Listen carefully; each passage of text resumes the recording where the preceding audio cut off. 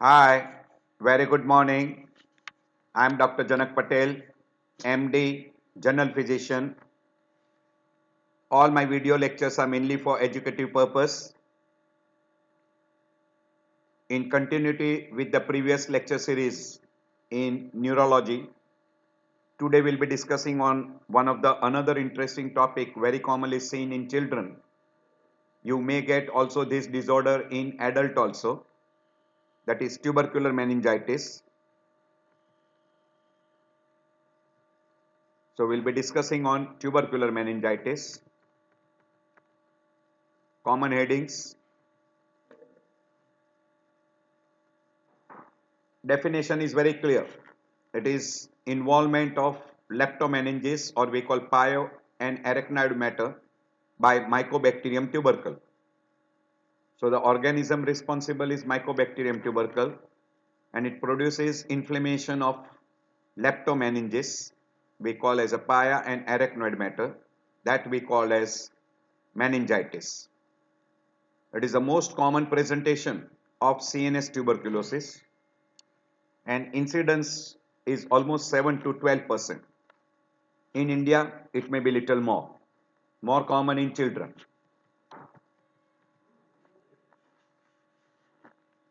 Diagnostic criteria. There are some diagnostic criteria we call as a definite criteria, that is probable or possible. The meaning of probable is if acid-fast bacilli is seen in a cerebral fluid, we call that as definite criteria. 100% confirm. Probable means patient with one or more of the following findings, that is suspected active tuberculosis in chest X-ray, AFB found in any specimen other than CSF, say like in sputum or GI tract collections, etc. And there is a clinical evidence of extrapulmonary tuberculosis, then we will use the term called probable. And impossible means doubtful cases. This is more likely to be, but we don't have a positive proof of AFB organism in CSF, then we call that as a probable. And definite means 100% confirm, that is if you detect AFB organism in cerebrospinal fluid. But possibility, history of tuberculosis, any four of the following: predominant lymphocytes in cerebrospinal fluid, duration of illness more than 6 days, ratio of CSF glucose to plasma glucose is less than 0.5, altered level of consciousness, turbid cerebrospinal fluid, and focal neurological signs. Some of these findings you can get in other condition also. That's why it is put as possible. So if at least four of the following, if they are present, we try to find out regarding a AFB in other specimens and any extrapulmonary tuberculosis, then it will become probable.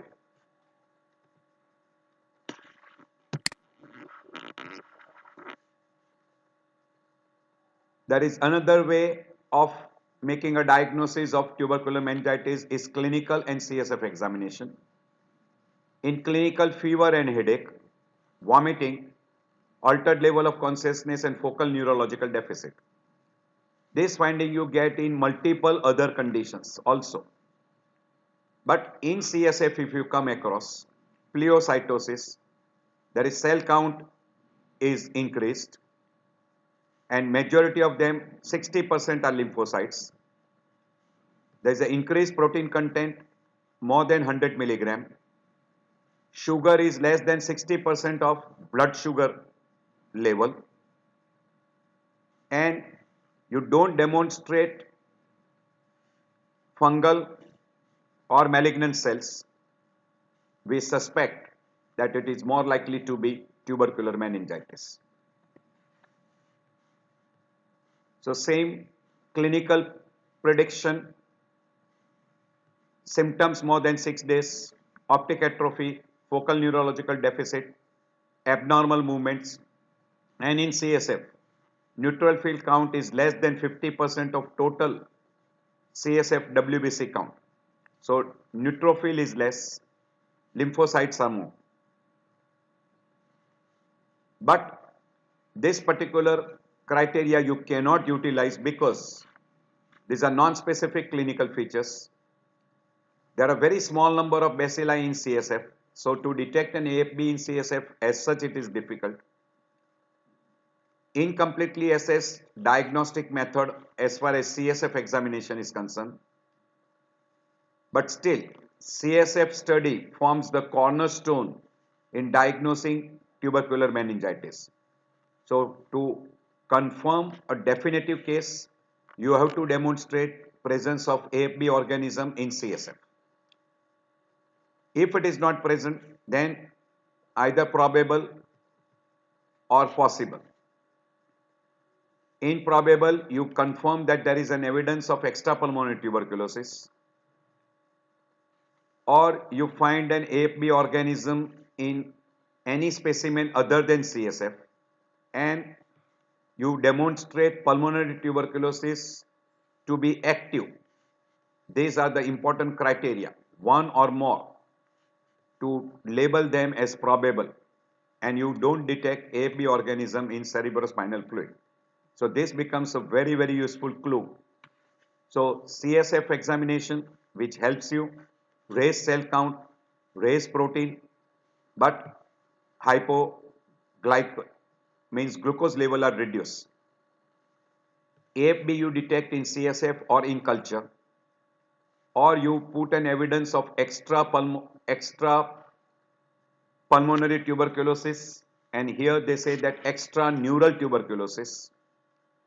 And if you give a treatment for anti-tubercular drugs and person responds, person starts improving, it is in favor of tubercular meningitis. But before ATT, you can demonstrate the presence of AFB organism by doing a PCR test, and also after anti-tubercular treatment, molecular diagnosis by PCR becomes very useful. If still it is present in spite of the treatment, then possibility of multi-drug resistance will be very useful. Basically, CNS tuberculosis we divide into two big groups, intracranial and extracranial we call spinal. In intracranial, tubercular meningitis with or without miliary tuberculosis means person is having a tubercular meningitis with miliary tuberculosis or without miliary tuberculosis means involvement of other organs. As far as tubercular meningitis, it can be a serous tubercular meningitis. You can have tubercular encephalopathy, tuberculous vasculopathy, or you can have a localized tubercular meningitis. These are the different other types of tubercular meningitis. In some of these groups, you do not demonstrate AFB organism in CSF. When it heals, you can have a formation of tuberculoma, which can be single or it can be multiple, and multiple may be small with miliary tuberculosis, etc. And occasionally you can have a formation of an abscess with tubercular material, caseated material, we call tubercular brain abscess. These are all the presentation in intracranial pathophysiology. While extracranial or we call spinal, in spinal it can be osseous or non-osseous. Osseous means involvement of the vertebral bodies, very common at T12 level, and that is called pot spine, and that can produce compressive pathophysiology by an abscess or by collapse of vertebra, and that will produce Pott's paraplegia. Non-osseous spinal tuberculosis will produce spinal tuberculoma or may produce isolated spinal tubercular meningitis, which is also labeled as pure isolated spinal tuberculosis, spinal tubercular meningitis, and you can have involvement of a radical with myelo, that is spinal cord, we call radiculomyelopathy, and this is very frequently associated with tubercular meningitis. So you can have involvement of arachnoid matter, etc. Then we also label that as tubercular arachnoiditis. These are few of the terms which are very frequently utilized in CNS tuberculosis, which we can divide into intracranial and extracranial, or we call spinal. And spinal we divide into osseous and non-osseous. Stages wise CNS tuberculosis can be divided into stage 1, stage 2 and stage 3. Stage 1 lucid means there is a little alteration of level of consciousness but no focal neurological signs and no evidence of hydrocephalus. Stage 2, now person starts developing lethargy, confusion and has got little mild focal signs in the form of cranial nerve palsy or maybe some motor deficit like hemiparesis, monoparesis, etc. Stage 3, advanced altered level of consciousness in the form of delirium, stupor, coma, and person develops seizures, multiple cranial nerve palsy with focal neurological deficit and dense deficit. So these are divided into three stages, stage 1, stage 2 and stage 3. That is what is called as a modified British MRC severity criteria, where it is divided into grade 1, grade 2 and grade 3, where grade 1 person is alert, oriented, without focal neurological deficit. Grade 2, according to Glasgow Coma scale, the person has got score 15 with neurological deficit, and second group the score is between 14 to 10, may or may not have focal neurological deficit, meaning there is a slight alteration of level of consciousness with or without neurological deficit. This particular Glasgow Coma scale with 15 and without any focal neurological deficit, or that is with focal neurological deficit. So when it is with focal neurological deficit, it becomes grade 2. And here without neurological deficit, it is grade 1. And Glasgow Coma scale less than 10 with or without focal neurological deficit was labeled as grade 3. And this is British MRC severity criteria. Etiology, we know that it is Mycobacterium tubercle. It can be typical organism or atypical organism, or we call human variety or bovine variety. Age wise, it is more common in children, younger individual, and we may see in older individual also at old age.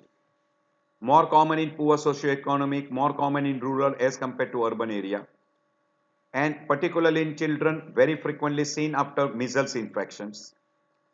And particularly in children with a low immunity, say like the child with AIDS or child with mumps, measles on steroids, severe malnutrition, etc. So in that the immunity is low. And risk factors, there are good number of risk factors, particularly HIV or immunocompromised trait. This particular will always delay in diagnosis because there will be lot of other conditions which will be there in a person with immunocompromised host and HIV. So if there is a delay in diagnosis and treatment, the prognosis will be poor. And particularly the person or child who are having AIDS, the re-emergence of CNS tuberculosis is very common. It can be both typical as well as atypical microorganism can produce tubercular meningitis. and good number of time it will be MDR, Mycobacterium tubercle. So we call multi-drug resistant cases will be quite common in an immunocompromised host or person with AIDS. So if this becomes a major risk factor as far as tubercular meningitis is concerned. So disease burden is quite more, 1% of total tuberculosis, 5 to 10% of extrapulmonary tuberculosis, and there are good number of risk factor like younger age, co-infection with HIV. So there is a co-infection of Mycobacterium tubercle in a person with HIV or AIDS, severe malnourished child, recent measles, pertussis infections, if child is on immunosuppressive drugs or child is on steroids, high disease prevalence in community. All this becomes a risk factor for CNS tuberculosis. There are a large number of people who are infected with tuberculosis in world. Almost 200 millions are at a risk of tuberculosis. 2 millions are at a risk of tubercular meningitis, because we have told you that 1% of total tuberculosis. Third leading cause of mortality in a developing country. And among pediatric hospitalization, it is accounting for 2.5%, and among adult 7 to 8%. And HIV infection is a new risk factor.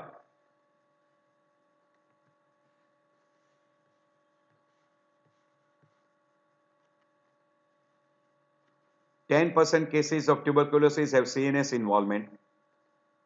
60 to 80% of the people are between 6 months to 5 years age. So it is very common in younger children. Male has got little predominance, and fatality can be 100% if not treated. This is little bit regarding pathophysiology. Mycobacterium tubercle will enter via the oropharyngeal route or via nasopharyngeal route in the form of aerosol droplets. They will start multiplying in alveoli. Alveolar macrophages will be infected, means macrophages will engulf those AFB. They will give rise to what we call as a Ghon's lesion. Then from that Ghon's lesion, you will have a spread of infection via bloodborne, and it will produce what we call as a rich focus in brain, and that rich focus, when it ruptures, now it will involve the arachnoid, will label that as now meningitis. So it is always secondary to primary extracranial tuberculosis, and most common among the extracranial tuberculosis is pulmonary tuberculosis. So primary infection of Mycobacterium bacilli, and that will give rise to hematogenous spread to the brain, and it will give rise to formation of rich foci. This is Dr. Rich, and this will be the type of a histopathology which will be seen. Then rich foci, when it ruptures or grow, various manifestation of CNS tuberculosis will take place, and now we call that as tubercular meningitis. So CNS tuberculosis is secondary to the disease elsewhere in the body, and among that elsewhere it is most common in respiratory system, or we call pulmonary tuberculosis, and by hematogenous spread it will go to the brain, and once it reaches the brain it will give rise to a small tubercular foci. We call that as a rich foci, which is most common in brain. Occasionally you can see that in a spinal cord or over the meninges.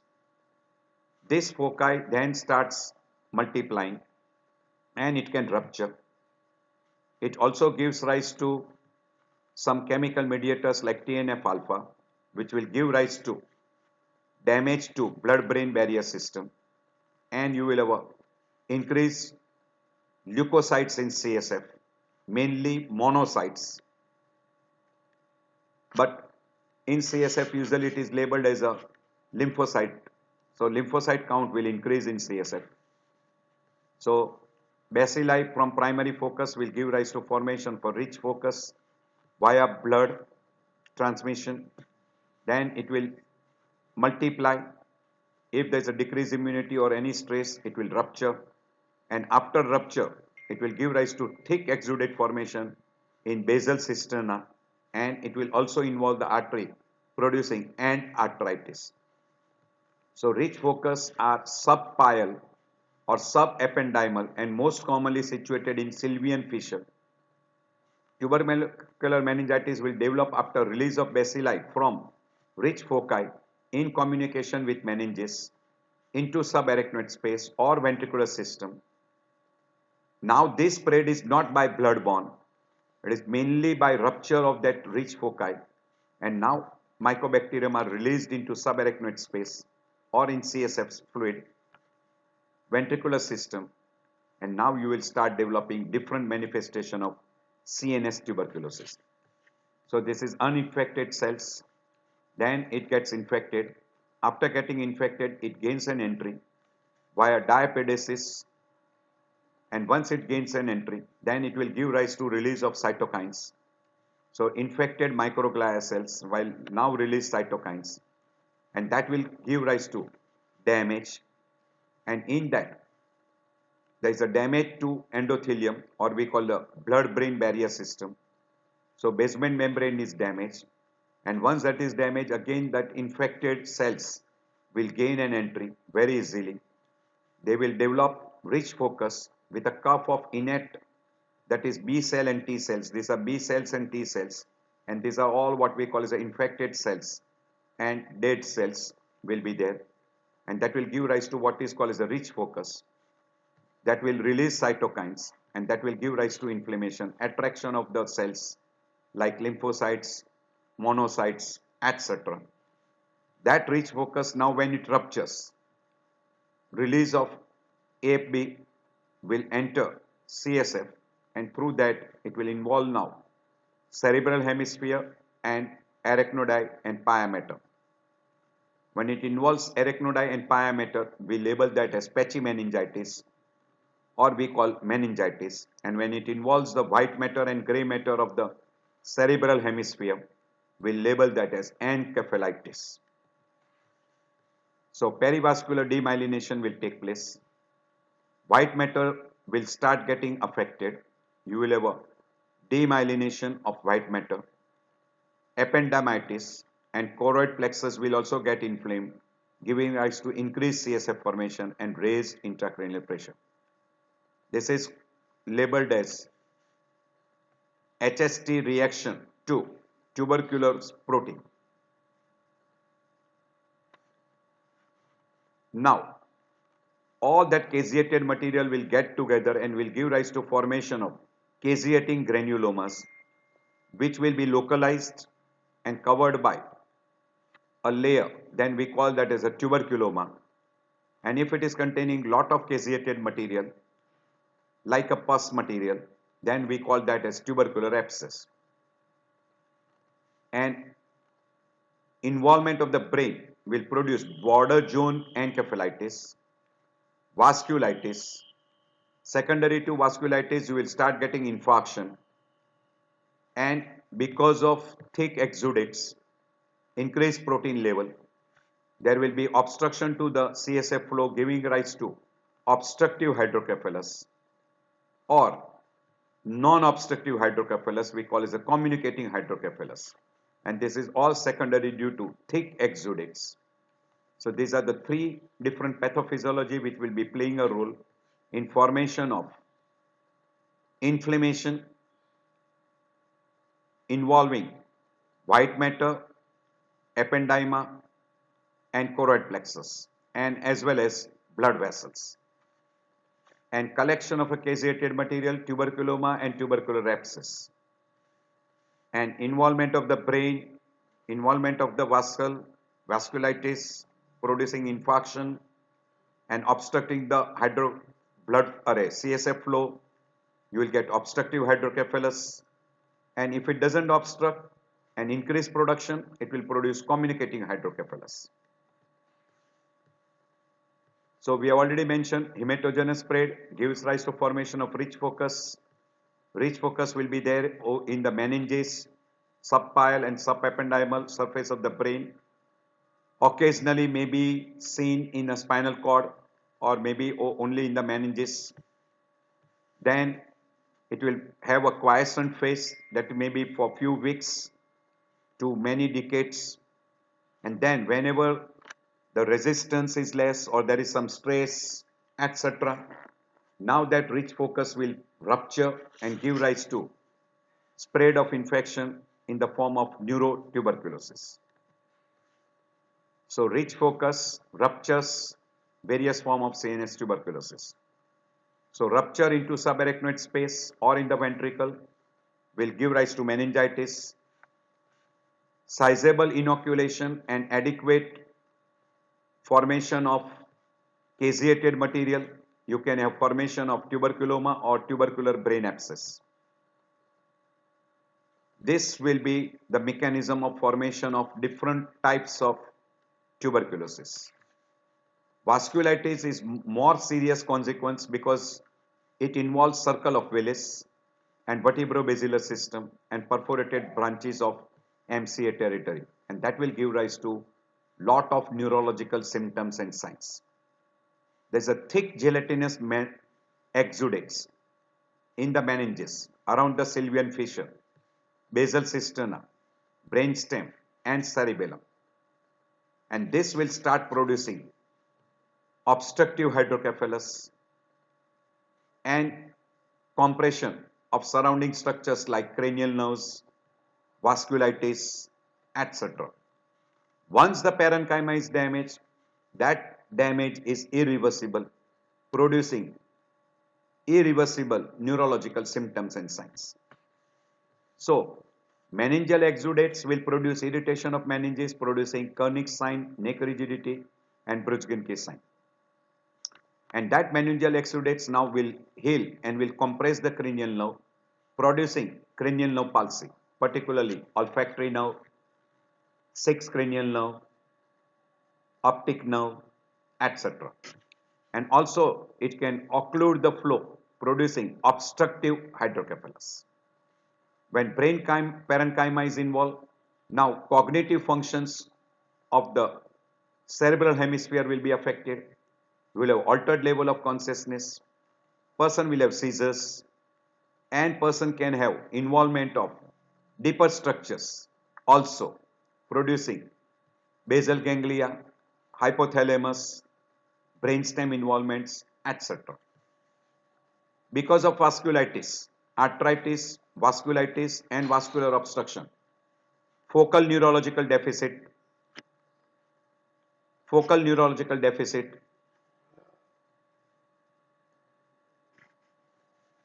and that focal neurological deficit will be seen on clinical grounds.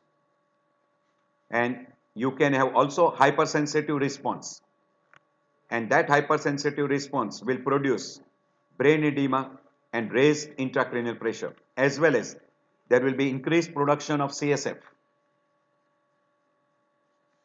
because of vasculitis, and that will also give rise to raised intracranial pressure.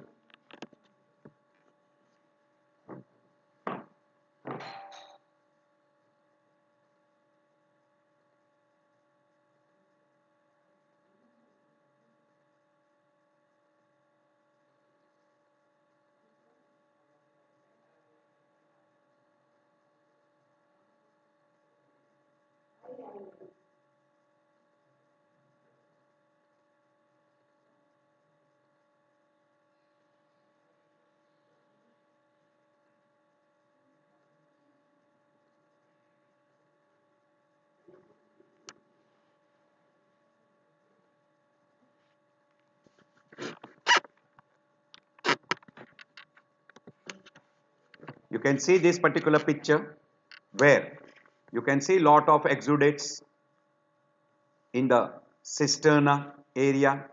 This is over the cerebellum. These are the cerebellum. This is the brainstem part, and this is close to the circle of Willis. This is optic chiasma. You will have also involvement of deeper structures can be involved because of vasculitis and infarction. You will have lot of exudates in this basal area. So that is the reason why you start getting focal neurological deficits. As far as clinical picture is concerned, lot of things will be there. Younger children are more involved. There will be non-specific symptoms like poor weight gain, low-grade fever, restless, person will have a poor appetite, nausea, vomiting, etc. The duration of symptoms will be more than 5 days. Glasgow Coma scale wise, there will be little decrease in the level of consciousness. Child may be irritable. There will be focal neurological deficits. Neutrophil count will be less in CSF. Mainly it will be monocytes or we call lymphocytes. Strongest feature, symptoms duration will be more than 5 days. Average duration between the symptoms of onset and tubercular meningitis presentation is 5 to 30 days. Most cases are, however, brought late with varying level of coma and neurodeficits. In a prodromal phase, infants will have a poor feeding, irritability, drowsiness, bulging fontanelles. And in elder children, now they will be able to complain of headache, altered mental level. And good number of cranial nerve palsy will be seen in almost 20 to 30% of the people, where second cranial nerve is very commonly involved, producing difficulty in visions and even to the extreme might have blindness also. Other cranial nerves which are very commonly involved is third cranial nerve, third, fourth, 6 and 7. So these are common cranial nerves which is involved, and when third, fourth, 6 is involved, you can have squint, diplopia, etc. 9, 10, 11, 12 are very rarely involved.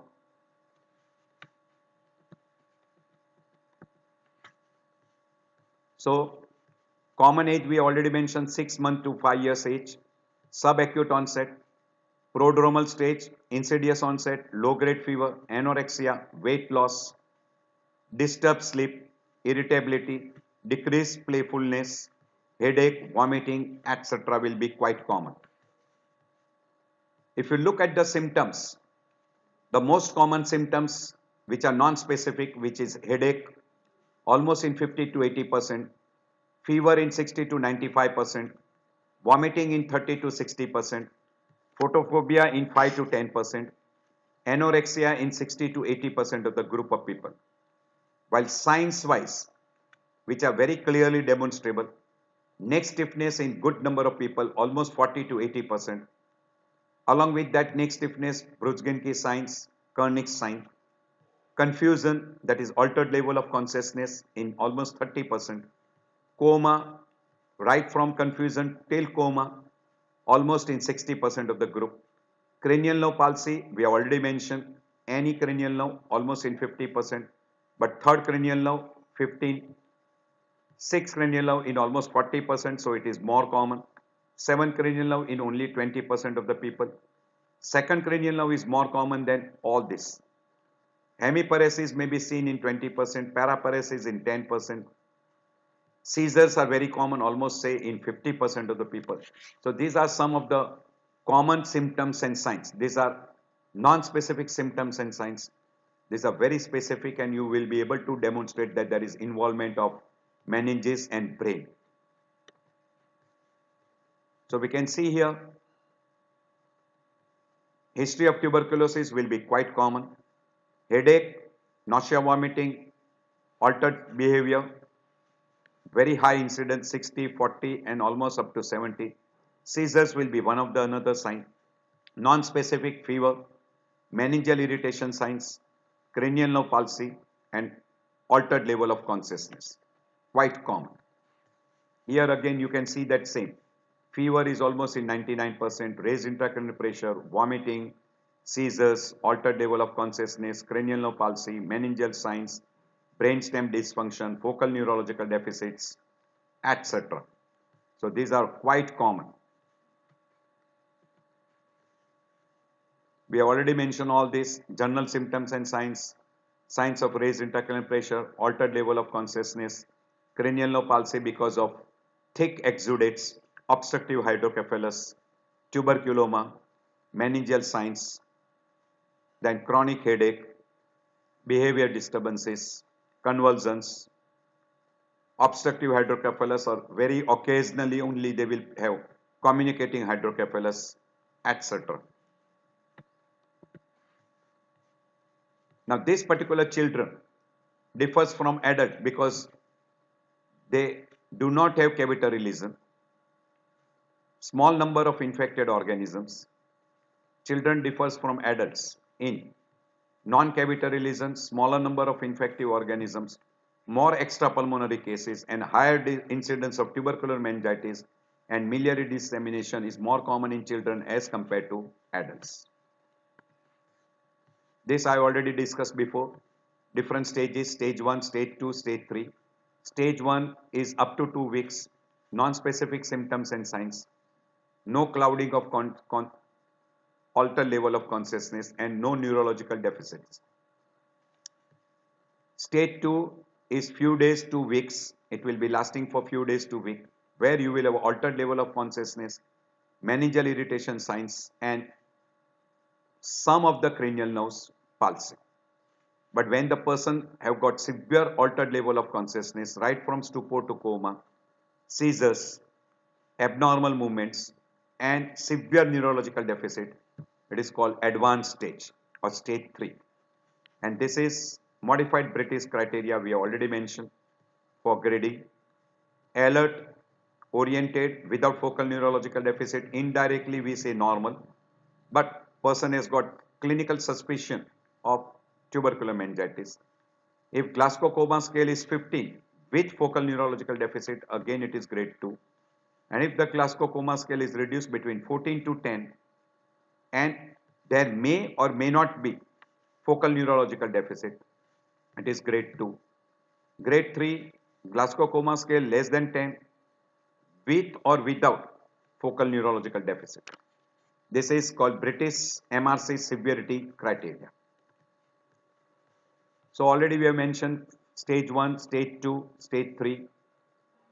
By and large, we say that in stage 1, person has got prodromal phase, where usually non-specific symptoms like fever, anorexia, irritability, vomiting, etc. are there and may even last for 4 weeks. Stage 2 is meningeal signs, seizures, altered level of consciousness, focal neurological deficit, cranial nerve palsy, etc. We call meningeal phase. And stage 3 is severe altered level of consciousness, means now complication has already started. So person may be stupor or coma.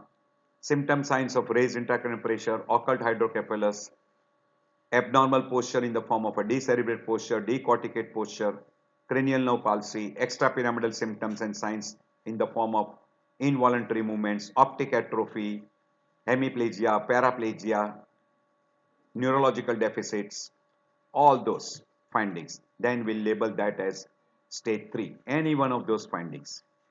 So very easy.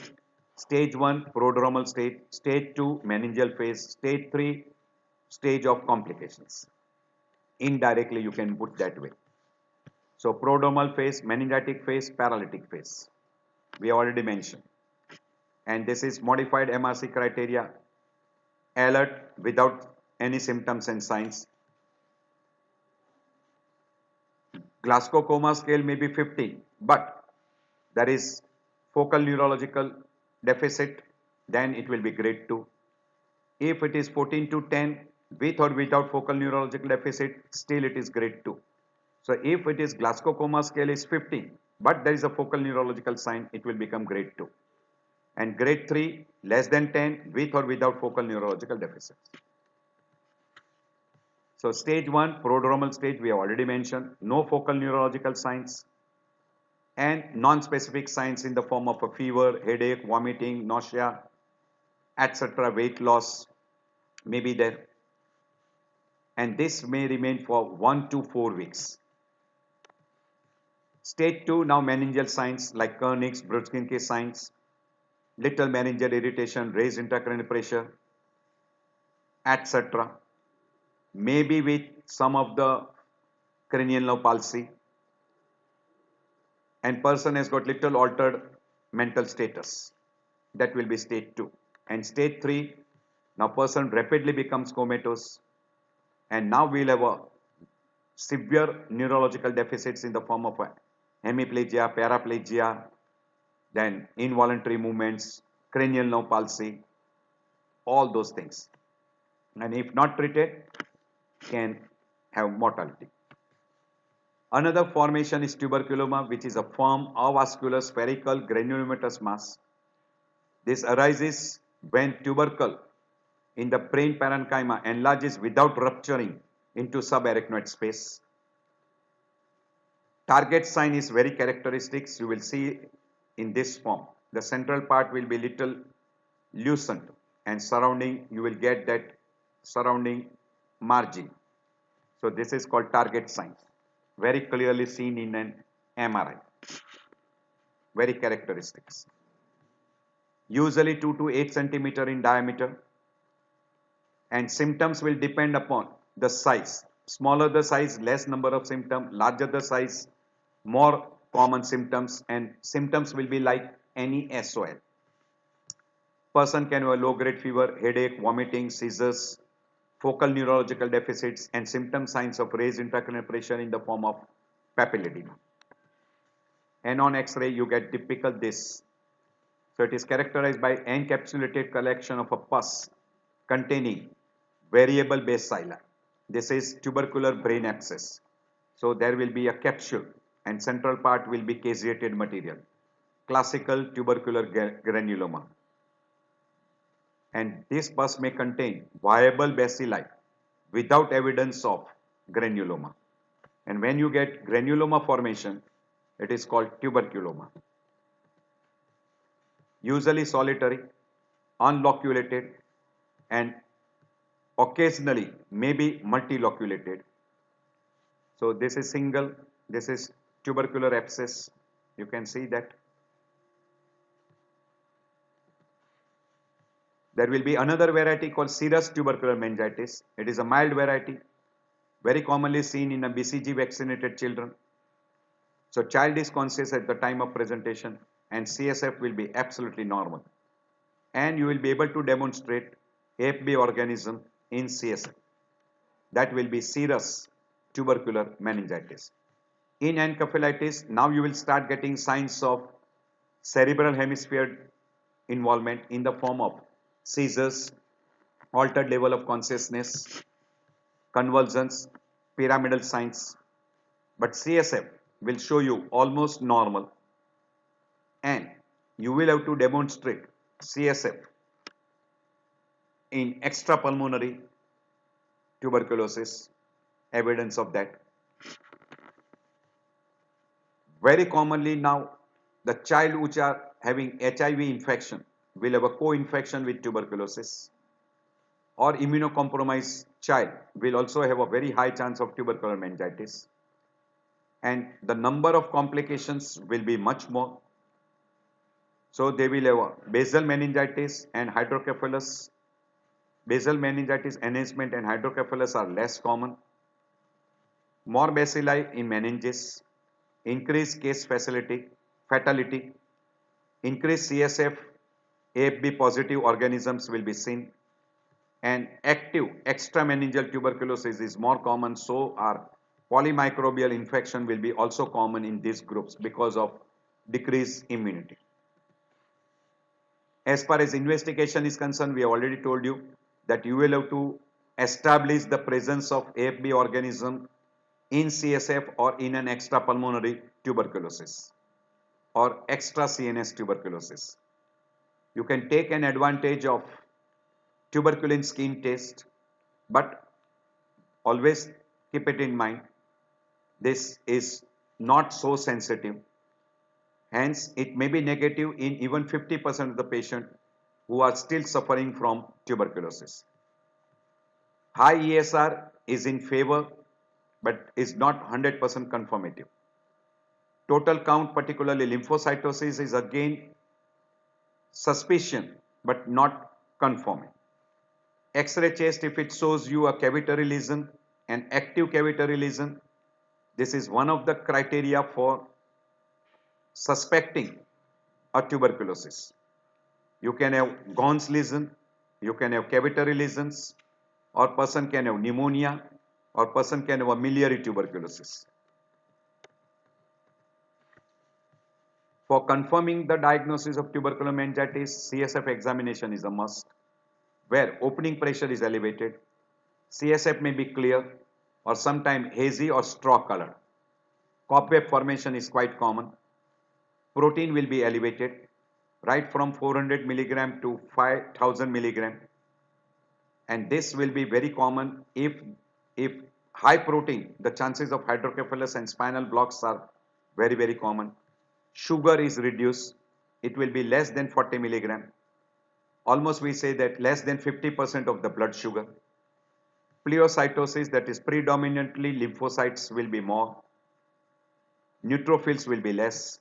AFB stain may show you, and you may be able to demonstrate AFB organism in culture. Microdot antigen detection by PCR may be possible, and ADA level will be more than 15, which is again in favor of tubercular meningitis. If not, if it is negative, then we can utilize gastric lavage or sputum examination for confirmation of AFB organism. If person has got a lymphadenopathy and caseated lymph nodes, lymph node biopsy will be also another very important thing.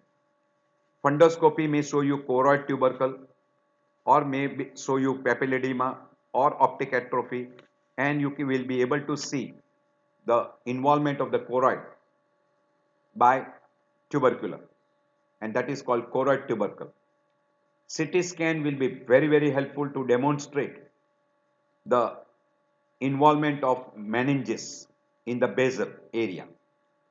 A good CT or good MRI will be very helpful, and it will helpful to demonstrate brainstem meningitis, hydrocephalus, focal infarct, tuberculoma, or brain abscess. So CSF study will show you mild xanthochromia in some of the person. Total count will be little elevated. Predominantly lymphocytes we call pleocytosis. Neutrophil count will be reduced, and CSF count may be normal in children, particularly if person has got depressed immunity, particularly in HIV infections. Opening pressure will be high, protein will be elevated, low sugar, and CSF to blood sugar level ratio will be less than 50%. And if you look at the protein, protein will be high, less polymorph, more of lymphocytes. Glucose will be also reduced. AF may be detected in CSF. Bacterial culture, by and large it is negative, but in HIV infection you can have multi-organisms, so you can have other organisms also. Immunocytological staining may help you. ADA level will be more than 15, which will be more in favor. Antigen assay, antibody assay may be helpful. Culture and looking for presence of AFB organism by PCR will be very important. And then you can also go for gene expert or CBNet study, which will give you an idea regarding the positivity and as well as the resistance to rifampicin and Isonex, and that will be gene expert and CBNet study. So this will be very helpful. We have already mentioned ADA level more than 15 will be strongly in favor of tubercular meningitis.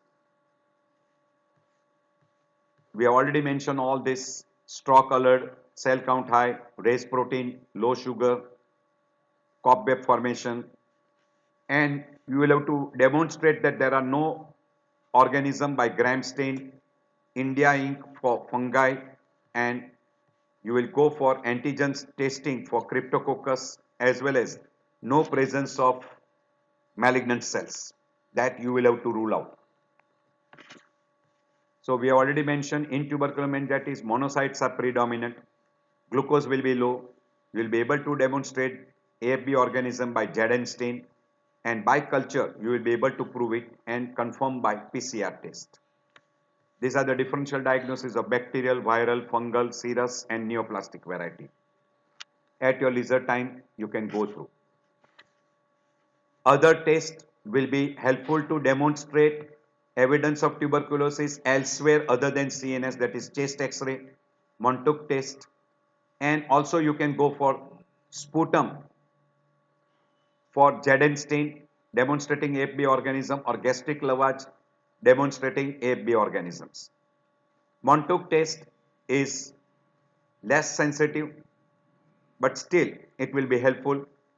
In immunocompromised host, more than 5 mm is taken as positive, and in immunocompetent host, more than 10 mm will be considered as positive. Radiological evidence of pulmonary tuberculosis will be very important clue in the form of a Gohn's lesion or miliary tuberculosis or maybe cavitary lesion. And history of contact with tuberculosis may be very common in 30 to 50% of the time.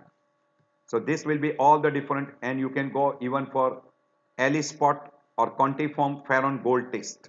These are different tests. This is tuberculin test, this is CT scan, this is plain X-ray chest. This is showing you miliary tuberculosis, this is also showing you miliary tuberculosis. And you can go for CT or MRI, which will give you an idea regarding basal meningeal involvement, infarcts, ventriculomegaly. You can see here the ventricle is enlarged. You can see here. So now the person is developing hydrocephalus, and you will be also able to see sometime tuberculomas. So this is basal enhancement, basal meningitis. This is involvement infarcts. This is again basal meningitis. You can see these are meningitis, these are basal. You can get ventriculomegaly, you can get vasculitis, etc. So this is ventriculomegaly, this is tuberculoma, you can see, or you can have an abscess formation. See here the blood vessels, poor circulation, so vasculitis has developed. You can see here this is an involvement of the brain, this is tuberculoma. So depending upon that, you can have basal involvement. You can see here now new appearance, new lesions, even in spite of the person on anti-tubercular treatment, there's a new appearance of tubercular involvement. So advances in neuroimagination, now they are going for CE-MRI with flare, and this to differentiate pyogenic abscess from tubercular abscess, magnetic transfer, MRI imaging. These are all different types of MRI, MR spectroscopy, etc. are being utilized to confirm the diagnosis of CNS tuberculosis. So there are newer and newer advances which are going on. You have to differentiate bacterial meningitis, cryptococcal, meningoencephalitis, malignant, carcinomatous variety, parameningeal infections, neurosarcoidosis, neurosyphilis, etc., which will be a close differential diagnosis of tuberculosis. As far as treatment part is concerned, supportive treatment, ABC, that is airway, breathing and circulation, IV fluids, acid bed balance and electrolyte balance, control of seizures, management of raised intracranial pressure with mannitol or hypertonic saline or glycerol, coma care, prevention of bed sores, aspiration pneumonia, etc.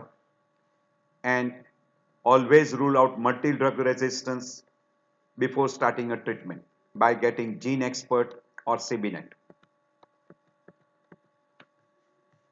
By and large, initially for 2 months 4 drug regime, then for 10 months 3 drug regimes, that is HRE. This is standard which is very frequently being utilized. Very commonly dexamethasone is added and given for 8 to 12 weeks.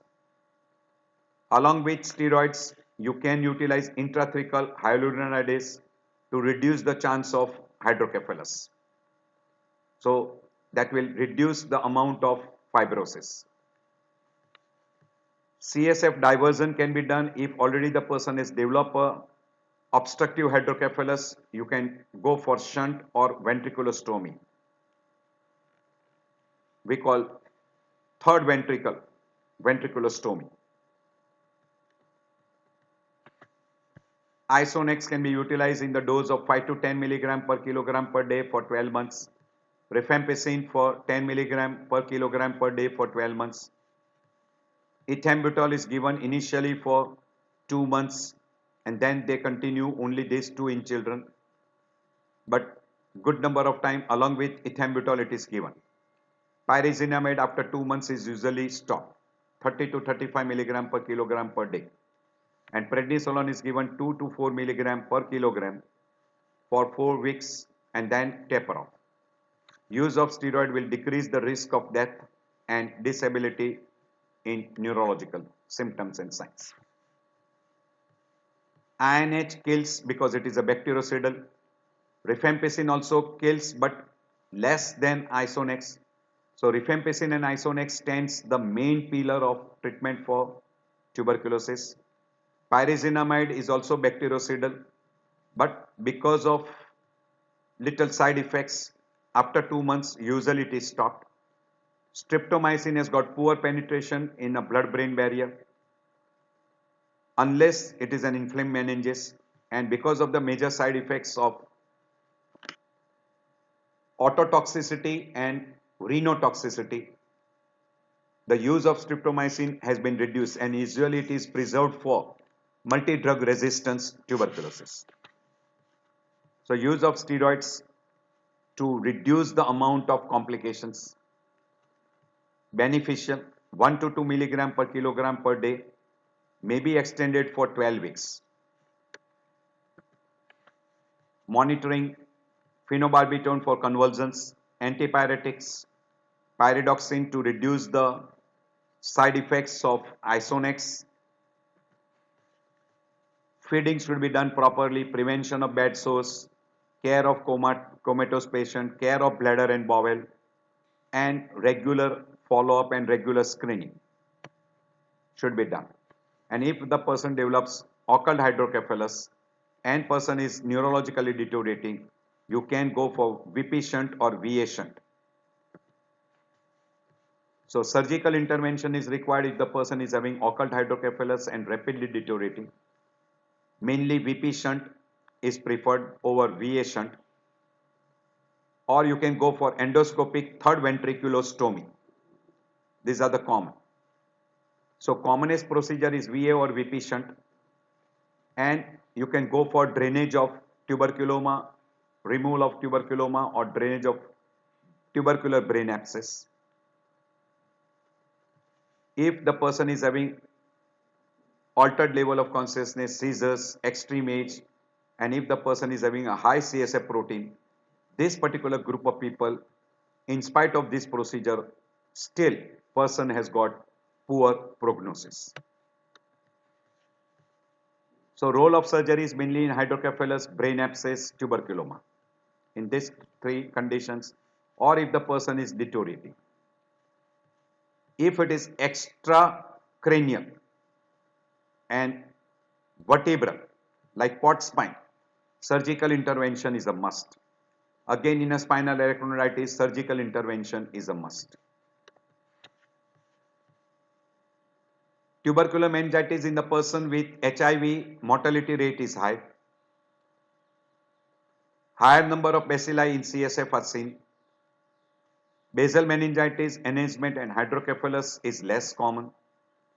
Steroid is usually not given because the immunity as such is low. So steroids are usually not given. And what is being 4-drug regime for 2 months followed by 7 months of 3-drug regimes.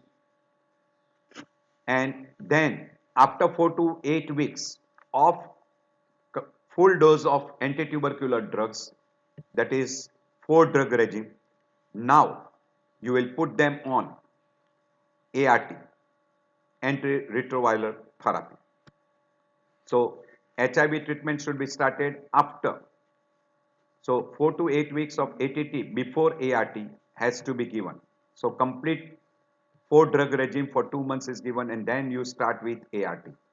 So this is very, very important. And then you follow up ART plus 7 months of 3 drug regimes. The commonest complications are mental retardation.